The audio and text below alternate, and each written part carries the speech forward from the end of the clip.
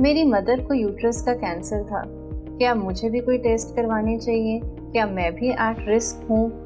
Cancer शुरुआती stage का था या नहीं, पता नहीं। मुझे अपने लिए क्या करना चाहिए? आइए आज हम इसी टॉपिक पर चर्चा करेंगे।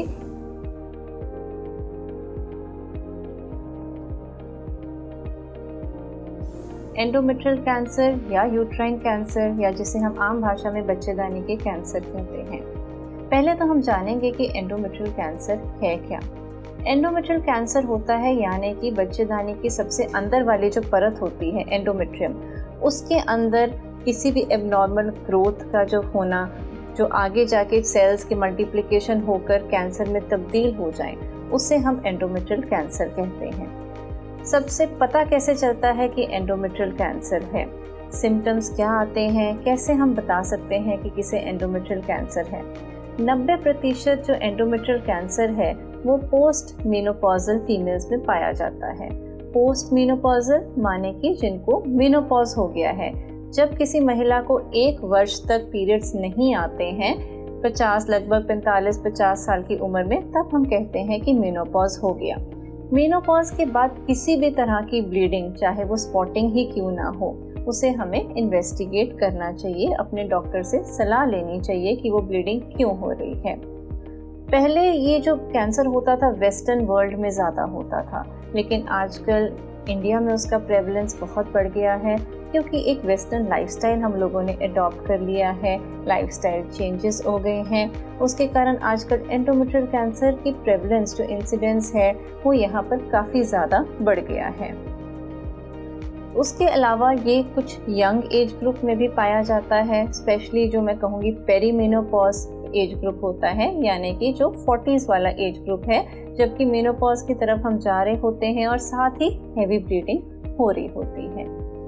ये फीमेल्स के लिए मैं कहूँगी एक बहुत ही अच्छा कैंसर है कि जो पहले ही सिम्टम हमें दे देता है। जैसे मेनोपॉज के बाद ब्लीडिंग होना, ये फर्स्ट साइन होता है। ज़रूरी नहीं कि हमें मेनोपॉज के बाद ब्लीडिंग हो तो एंडोमेट्रियल कैंसर ही होगा, नहीं। एंडोमेट्रियल कैंसर सिर्फ 10% ऑफ फीमेल्स में, जिनमें मेनोपॉज के बाद ब्लीडिंग होती है, पाया जाता है। बहुत सारे और कारण भी होते हैं जिसके कारण हमें मेनोपॉज के बाद ब्लीडिंग हो रही होती है, लेकिन जब तक हम उसे प्रूव ना करें कि हाँ कि वो कैंसर नहीं है, तब तक हम ऐसा ही मान के चलते हैं कि ब्लीडिंग हो रही है तो हमें एक बायोप्सी लेकर ज़रूर प्रूव करना पड़ता है कि वो कैंसर है या नहीं है। बायोप्सी माने कि एक पीस टेस्ट हम लेते हैं। बच्चेदानी की अंदर वाली परत के अंदर से हम एक पीस टेस्ट लेते हैं, जिसको हम लैब के अंदर भेजते हैं जांच के लिए, कि हमें पता चलता है कि सेल में किस तरह के चेंजेस हो रहे हैं, किस तरह का हमें सेल्स में डेवलपमेंट हो रही है, क्या वो प्री कैंसरस हैं, क्या वो कैंसर की तरफ जा रहे हैं, या वो बिल्कुल ही कोई और कारण है जिसके कारण ब्लीडिंग हमें हो सकती है। इस बायोप्सी को हम एंडोमेट्रियल बायोप्सी कहते हैं। ये बायोप्सी जो होती है डिपेंडिंग ऑन आपके अल्ट्रासाउंड फाइंडिंग्स क्या हैं। सबसे पहले देखिए, जब भी हम गायनेकोलॉजिस्ट के पास जाते हैं कि मेनोपॉज के बाद ब्लीडिंग हो रही है, तो आपका एक बेसिक अल्ट्रासाउंड कराते हैं।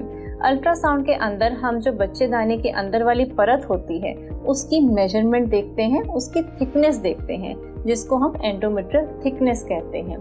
अगर वो एंडोमेट्रियल थिकनेस हमारी 11 मिलीमीटर से ज़्यादा होती है, जो कि आफ्टर मेनोपॉज कहीं 4 या 5 मिलीमीटर होनी चाहिए, अगर वो 11 मिलीमीटर से ज़्यादा होती हैं तो आपके डॉक्टर आपको बायोप्सी एडवाइस करेंगे। लेकिन अगर आपको ब्लीडिंग है और आप डॉक्टर के पास गए हैं और आपकी एंडोमेट्रियल थिकनेस अगर 11 से कम है, तो भी वो बायोप्सी लेने की सलाह आपको देंगे। अब डिपेंडिंग ऑन आपके अल्ट्रासाउंड की क्या फाइंडिंग्स हैं, आपके डॉक्टर आपको हिस्टेरोस्कोपी एडवाइस कर सकते हैं, यानी कि हम बच्चेदानी के अंदर एक दूरबीन डालकर बायोप्सी ले लेते हैं, जिसको हम बोलते हैं हिस्टेरोस्कोपी। हिस्टेरोस्कोपी से क्या हमें एडवांटेज मिलती है कि बच्चेदानी के अंदर अगर कोई एक, मान लीजिए छोटा सा एरिया है उसकी दीवार के अंदर जहाँ पर वो सेल्स इकट्ठे होकर पड़े हुए हैं, या वहाँ पर एक जगह पर कोई ग्रोथ पड़ी है, तो हम उसे दूरबीन के ज़रिए देख के साथ ही में हम उसकी बायोप्सी, उसी एरिया से बायोप्सी लेकर हम उसे लैब में जांच के लिए भेज देते हैं। एंडोमेट्रियल बायोप्सी की रिपोर्ट के अनुसार आपके डॉक्टर आपको फर्दर ट्रीटमेंट गाइड करते हैं। अगर मान लीजिए बायोप्सी में हमारे पास एंडोमेट्रियल कार्सिनोमा आ जाता है, एंडोमेट्रियल कैंसर आ जाता है, तो उस आधार पर आपके डॉक्टर आपको फर्दर इन्वेस्टिगेशन MRI या PET CT एक ऐसी जांच होती है जिससे शरीर में कहाँ कहाँ कैंसर फैला है हमें सारी इन्फॉर्मेशन मिल जाती है। उसके बेसिस पे आपका ट्रीटमेंट डिसाइड किया जाता है कि हमने क्या ट्रीटमेंट देना है। आपके डॉक्टर आपको क्लिनिकली एग्जामिन करेंगे, आपका PET CT या MRI की रिपोर्ट देखेंगे, उसके बेसिस पे फिर आपकी सबसे पहले सर्जरी की जा सकती है या नहीं की जा सकती है, इसका निर्णय लिया जाता है। सबसे इम्पॉर्टेंट जो एंडोमेट्रियल कैंसर के ट्रीटमेंट की जो सबसे इम्पॉर्टेंट पार्ट होता है वो होता है आपकी सर्जरी, जिसको हम कहते हैं स्टेजिंग सर्जरी, जो कि एक गायनेक कैंसर स्पेशलिस्ट यानी कि गायनेक ऑन्कोलॉजिस्ट करते हैं।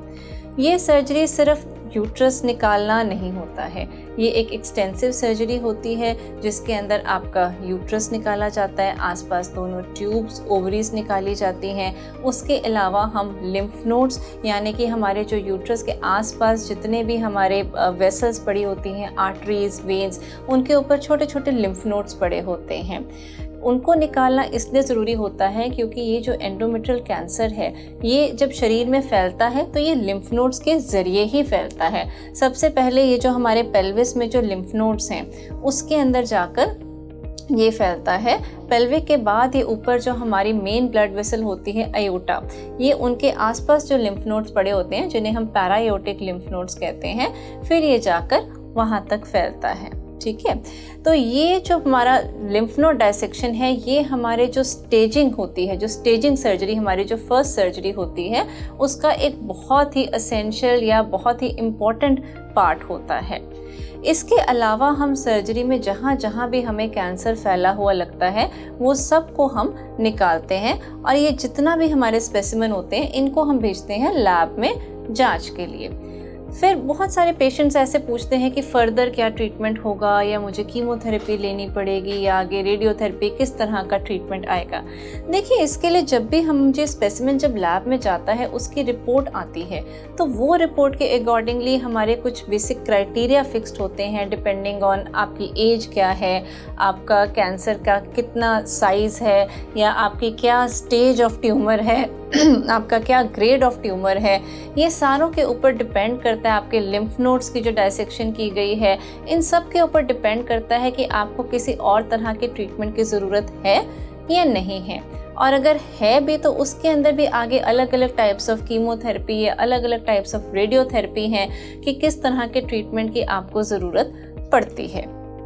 दूसरी इम्पॉर्टेंट चीज़, हम जब ये कहते हैं कि हाँ, बहुत सारे पेशेंट्स ये भी पूछते हैं कि कैंसर है तो मतलब कितना को हमारे पास टाइम है या कितनी को देर हम करेंगे। देखिए, एंडोमेट्रियल कैंसर के अंदर सर्वाइवल रेट्स काफ़ी अच्छे होते हैं क्योंकि एक ऐसा कैंसर है जो खुद से ही साइंस दे के बताता है। जैसे कि मैंने पहले भी कहा कि ब्लीडिंग हो जाती है मेनोपॉज के बाद, तो कहीं ना कहीं ये खुद ही अपने साइंस देकर बताता है। लेकिन हाँ, कुछ एग्रेसिव वैरायटीज़ भी इसके अंदर होती हैं या ख़राब वैरायटीज़ भी होती हैं जिनके अंदर जो इसका सर्वाइवल रेट है वो कम हो जाता है, जैसे कि सार्कोमा हो गया या क्लियर सेल कार्सिनोमा हो गया। तो ये ऐसी 2-3 वैरायटीज़ होती हैं जिसके अंदर एंडोमेट्रियल कैंसर के जो सेल्स होते हैं बहुत ही रैपिडली मल्टीप्लाई करते हैं और शरीर के बाकी जगह तक भी फैल जाते हैं। उसके अलावा एक बहुत कॉमन प्रश्न जो पेशेंट पूछते हैं कि भी हमें बायोप्सी कराने की ज़रूरत क्या है, हम सीधा यूट्रस ही निकलवा दे तो हमारा काम चल जाएगा। देखिए, बायोप्सी का ये सिग्निफिकेंस है कि हमने बायोप्सी की तो उसके बाद हमारा ट्रीटमेंट जो है वो डिफ़ाइन होता है कि हमें किस तरह की सर्जरी की ज़रूरत है। हमने मान लीजिए कि बायोप्सी नहीं की और सीधा यूट्रस निकाल दिया। यूट्रस निकालने से क्या होगा कि हमें बाद में पता चला कि कैंसर आया, तो फिर हम एक सेकेंड सर्जरी या हम ज़्यादा रेडियोथेरेपी या कीमोथेरेपी के सेशंस हमें लेने पड़ेंगे उसी, क्योंकि हमने हमारी इनिशियल सर्जरी इनकम्प्लीट थी, उसके अंदर ना तो लिम्फ नोड्स हुए, ना प्रॉपर स्टेजिंग हुई, ना जहाँ जहाँ फैला था वो निकाला गया। तो इसलिए बायोप्सी सबसे पहला स्टेप है जो हमें अपने डॉक्टर की सलाह के अनुसार हमें करवाना चाहिए। तो इसलिए मैं सभी को यही सलाह दूंगी कि अगर आपको किसी भी तरह की हैवी ब्लीडिंग हो रही है या मेनोपॉज के बाद आपको स्पॉटिंग हुई है या हैवी ब्लीडिंग हुई है तो तुरंत अपने डॉक्टर से जाकर मिलिए, उनसे सलाह लीजिए, नेसेसरली इन्वेस्टिगेशंस कराइए और अगर वो आपको बायोप्सी की सलाह देते हैं तो उसे ज़रूर करवाइए। उसके अकॉर्डिंग ही आपका सारा ट्रीटमेंट प्लान होगा। Thank you.